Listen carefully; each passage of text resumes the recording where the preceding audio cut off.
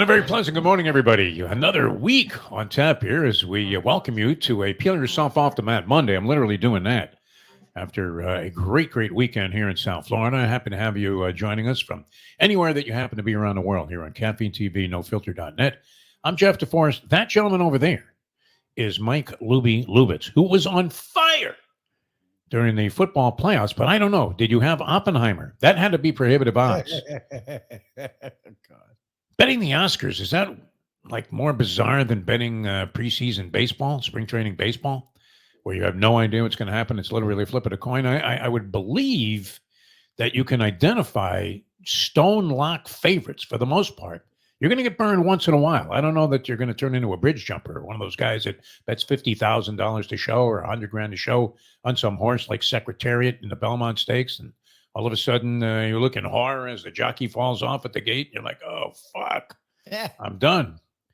But it seemed like a foregone conclusion, did it not? A foregone conclusion, Lubie, that Oppenheimer was going to be the movie of the year. They couldn't give it to Barbie, could they? I mean, really, they seemed like they wanted to stiff Barbie in this thing. Yeah, Did get one Oscar out of a marginal number of nominations compared to the impact that the movie seemed to have at the box office. And maybe, I don't know, was there a message in Barbie that I missed, Lubie? Something about empowering women? What the fuck was that? Well, the Academy missed it. It's very interesting that you actually went, right? I went and saw it. It didn't have the life-shattering effect on me that it did on some people, but I saw it for a good movie, and I understood what they were getting at. It's funny that it was as big as Oppenheimer got because it was long. People talked about how long it was. Barbie was probably the biggest movie of the year by a lot worldwide. I mean, around the world, you heard about this movie, and they did a different take on it than anyone thought they would. And the point of the movie got missed on the Academy because the point of the movie was no matter what women do, it's always a man's world. And yes, like literally. There you go. Some guy that made a bomb that killed a lot of people ends up being bestowed with the distinction of having a movie about his life, win tons and tons of awards there. That was like, I mean, putting Citizen Kane up against a Pauly Shore movie, though, isn't it? I mean, in terms of the level of artistic integrity that was supposedly being delivered in these two feature films. They were the two big movies of last year. They won most of the awards. I guess Barbie kind of got stiffed. And you had other movies kind of creep in there and get their share of acknowledgement. But Oppenheimer was the big winner. And if you had that, I would imagine you had to lay like 100-1. Oh, yeah. For Oppenheimer to be the best picture. So I don't know what kind of a bet that was. I get a big kick, and I find this surprising because, I'm not really a jock sniffer. We've been around a million great athletes and superstars, and we've met all kinds of really talented people that have been at the top of their game, whether it was the sports world, music, entertainment. Well, we've been mingling with these kind of people and sorts of people pretty much our entire professional careers. For me, that spans over 50 years. Talking to high-level baseball players, basketball, I mean, the best of the best, boxing, entertainment world, like I said, comedians. And I've never really been that kind of a starstruck guy that was going to be a so-called jock sniffer. I mean, I always just considered these people, obviously they have extraordinary talents in some areas and in some regards, but I just considered them ordinary people, right? Like I said, I mean, it's like that beautiful girl that you want to ask out on a date. And it took me years to come to this. And I was on the advice of a roommate I had my freshman year, Marion Dormitory, Syracuse University, when a good friend of mine named Cliff says to me, hey, listen, before you panic about asking this girl out, just picture her getting up after taking a really smelly shit and wiping her ass in one of the stalls in the dormitory. And if you picture her like that, she's not so imposing as she is when she's looking absolutely beautiful, wafting into English class and taking all of your attention away so that you're unable to concentrate for the next 45 minutes, even if you're called upon by the professor. DeForest, what do you think about that? I don't know. I was staring at Alice the entire time. Can you admit to that? No. No. But I am a little, I don't know why, I am a little fascinated by the whole red carpet thing for some reason, Lubie. Don't know if you got into that at all, but it's kind of interesting to see all these people buzzing around and then the fawning all over the people. My favorite question ever asked on the red carpet, usually asked of women, but sometimes of men, is not what are you wearing, which would be an appropriate question for some of these people. Like you're wearing that? What the fuck is that? What is that? How do you walk around? How do you take a shit? I mean, what if you have to go to the bathroom? Then what do? You need assistance just to pull your pants down. But the question is, who are you wearing? Yes. Who are you wearing? I'm wearing Edith Head. Yeah. That sounds gross. I mean, doesn't it? It's always who are you wearing? I love that. But anyway, the Oscars went on last night. Jimmy Kimmel, is he funny? I'm not sure if I think he's fine. He's really funny. Safe. I guess he's passable for this sort of thing. Yeah, he's safe. In this day and age, there's no room to really poke fun at groups of people, and that's what comedians like to do. So he took a shot at the Trumpster during the thing. Go after Trump, and that's sort of all you can really do. You can go after Biden for being old.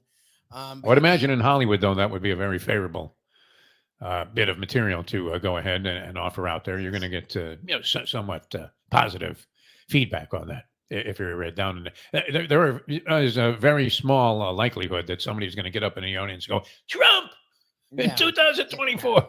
You're not getting that in That's not happening in Hollywood, Oscars. I have to think. No. Maybe Weinstein gets a work release there and he goes out and they, Trump! Because it's the only chance he has of getting out of jail when this guy pardons him for putting him in some bit part in a movie way back in the past. All right, very interesting weekend. You know what? They always tell you this in this business. Here's a piece of advice for you youngsters out there that want to get into this job. And that is never have the program director in your head when you're performing. Because in this case, and this is based mostly on radio, but it could be a director or whatever, and they tell you something. They say, hey, listen, if you say that one more time, that's it. I'm pulling the plug. Your mic's going to get shut off. We're dragging you right off the air like a vaudeville thing. We're going to get a hook and just yank you right out of there.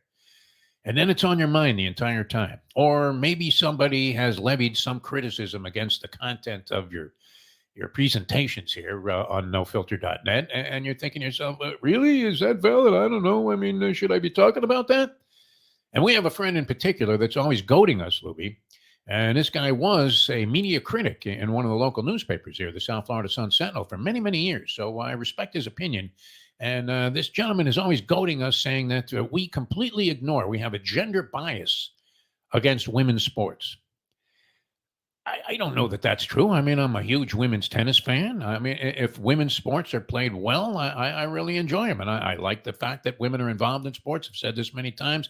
I think it was something that, at least during my childhood, being an old bastard that I am, a geezer at Caesars, that I think women really missed out on being involved in sports and this kind of recreational activity. It develops bonding and relationships and teaches you things about life. I really do believe that there are those lessons there, Nick Saban, that you can learn a lot about yourself and about life and about getting along with people through playing sports at any level. It doesn't have to be the highest level of collegiate basketball or football or professional sports. Just any level. You can learn a lot about yourself and getting along with others and interacting with people.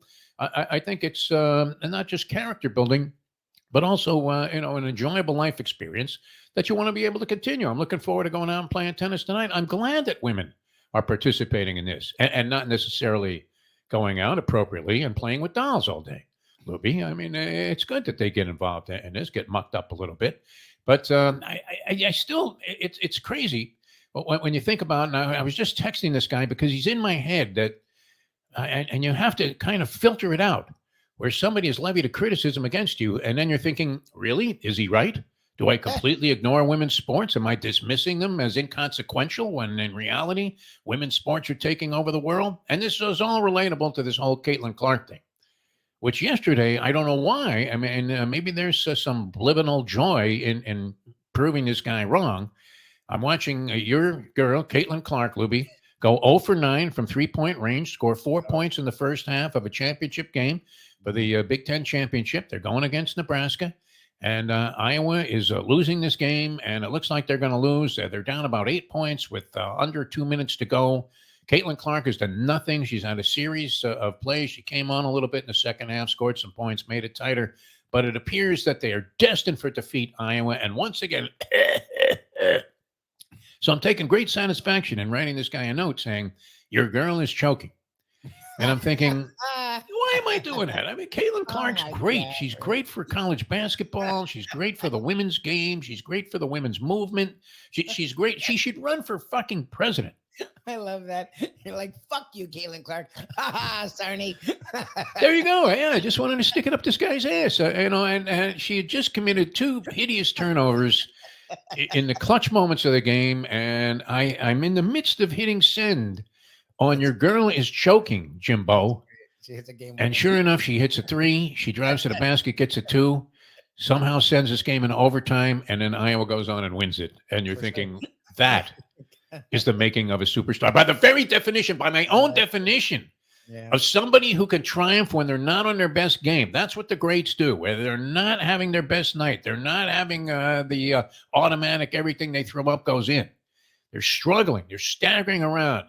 Footwork is off. Something's out of sync. The teammates are not in the same area code or the same page, and nothing's going right. When you can triumph under those circumstances, that's the mark of a superstar, is it not, Lubie? Yes. And sure enough, that's what happened yesterday. So thank God I didn't hit send on that. I ended up sending him a message saying, boy, that was enjoyable to watch that women's college basketball game. Watch it in its entirety, and I was riveted the entire time. I couldn't even get up to get something to eat. That's how fascinating it was. But you can't let that get to you, right? I mean, I wasn't going to talk about this, except the guy's in my head. Yep. He's literally in my head and screaming, is all you talk about football and gambling? Is that it? Is that all you have to say? 100%. What do you mean?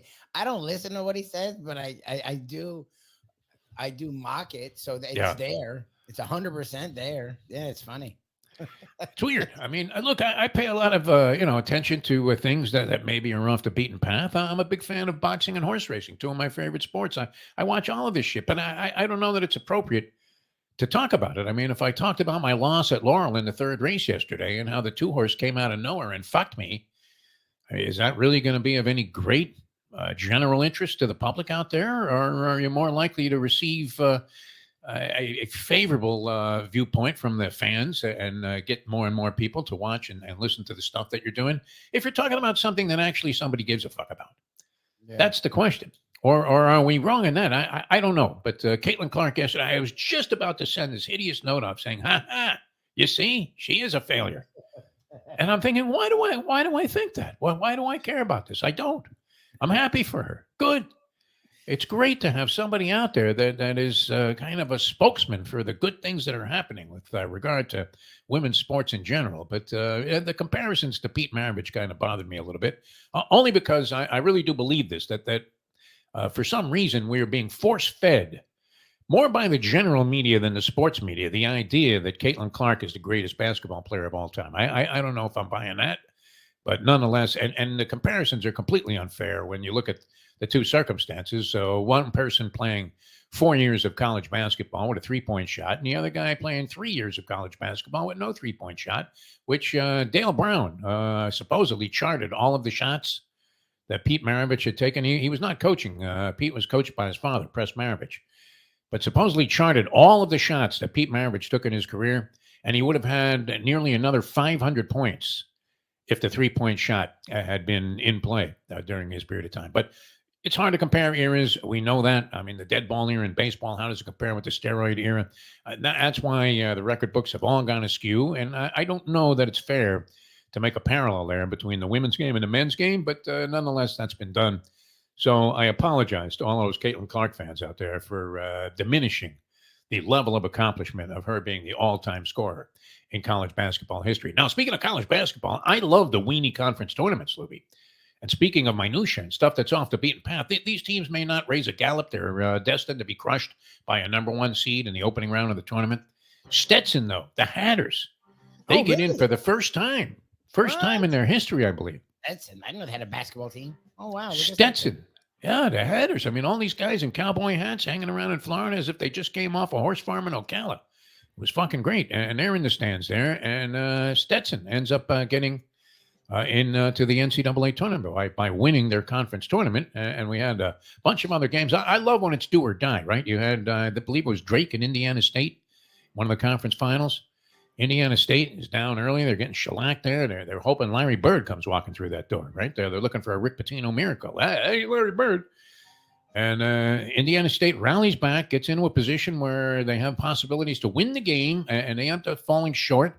And Drake goes, now they've been to the tournament. Drake is not a newcomer to the NCAA tournament, but nonetheless, they get in there, and you always love it. I mean, you want to see these teams have a shot. It's fantastic. It's one of the real joyful things of sport, because Indiana State now is not just on the bubble, but they may be shit out of luck. Oh, really? Very possible, right? I mean, you come within an eyelash of winning that conference tournament for the NCAA bid, and instead it just all collapses, and your entire goal, your dream for the season, maybe for your college basketball career, is crushed like a grape. These are the moments that make for great sporting events. Not necessarily seeing North Carolina losing the second round of the ACC tournament, and you're thinking, these guys don't care. They're getting their money, and they're going to get in anyway. This was real grassroots shit going on yesterday, and I guess it's going to continue today with and maybe the next couple of days, these conference finals playing out in the so-called weenie conferences. Well, I mean, always enjoy that. Or this week, they end Sunday. Sunday. Have you seen anybody that could make some kind of noise first round of the tournament from the teams that we're watching so far? Hard to really peg that.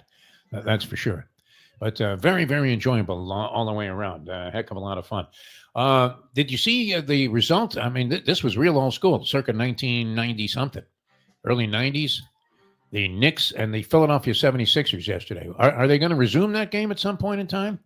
The final, I believe, was 79-73, Philadelphia. That was the final. What the fuck? NBA games today, you walk in, that's a halftime score. You're like, oh, shit, we missed the first half. 79-73 was the final. And one last thing, Lubie, and I hate to bring this up. Your Miami Heat. You had them going to the finals just a couple of days ago. They've lost 3 in a row. No disgrace in losing to Oklahoma City in Oklahoma City. But last night, the Wizards in town, what was that all about? Were their eyes already on the red carpet, Lubie? What was going on? The Wizards are bottom 3. I think it's the Wizards.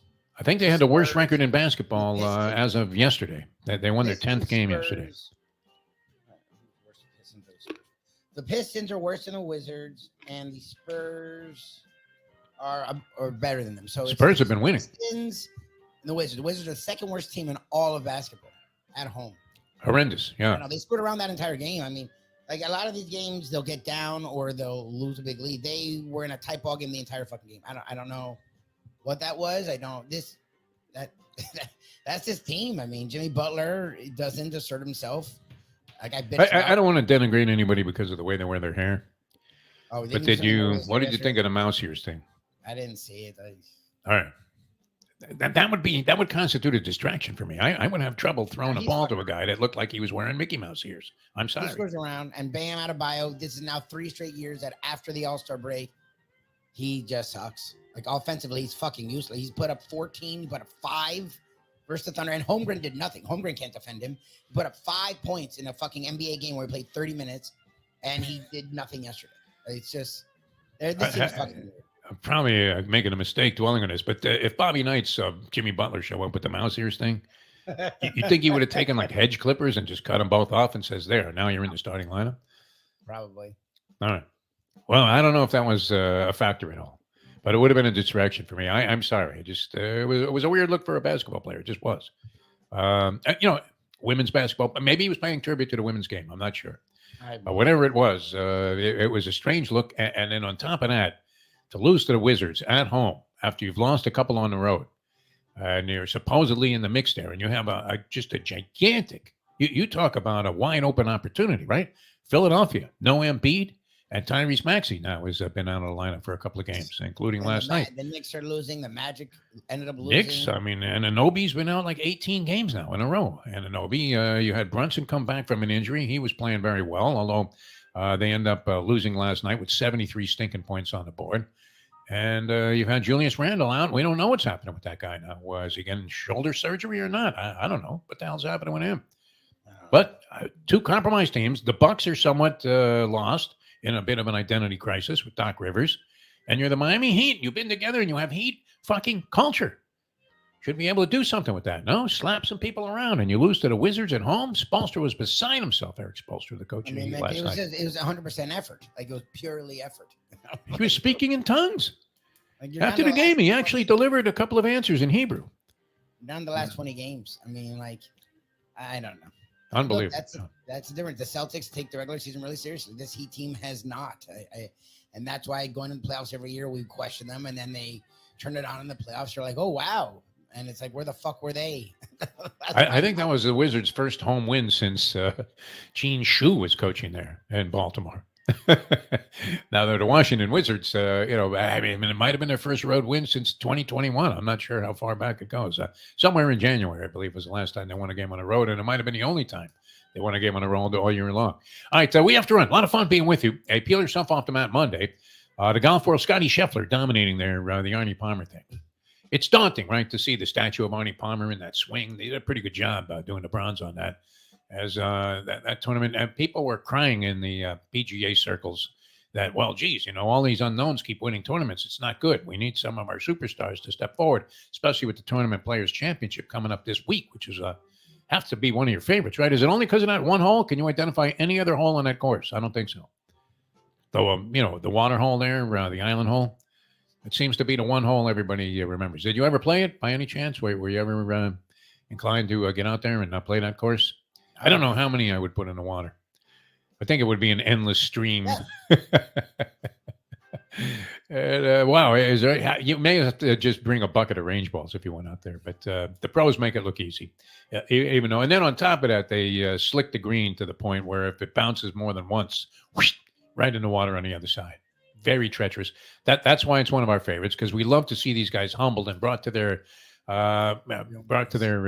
proverbial knees by daunting golf courses. But that seems to be the one hole there. Scotty Scheffler, on fire yesterday, wins the Arnie Palmer thing. And finally, you have a big name guy in the winner's circle on the PGA Tour. All right, we have to run. We'll see you guys tomorrow. Next edition of the Morning Briefing right here, Caffeine TV. And, of course, NoFilter.net. For Mike Lubie Lubitz, I'm Jeff DeForest. Thanks for tuning in to the Morning Briefing.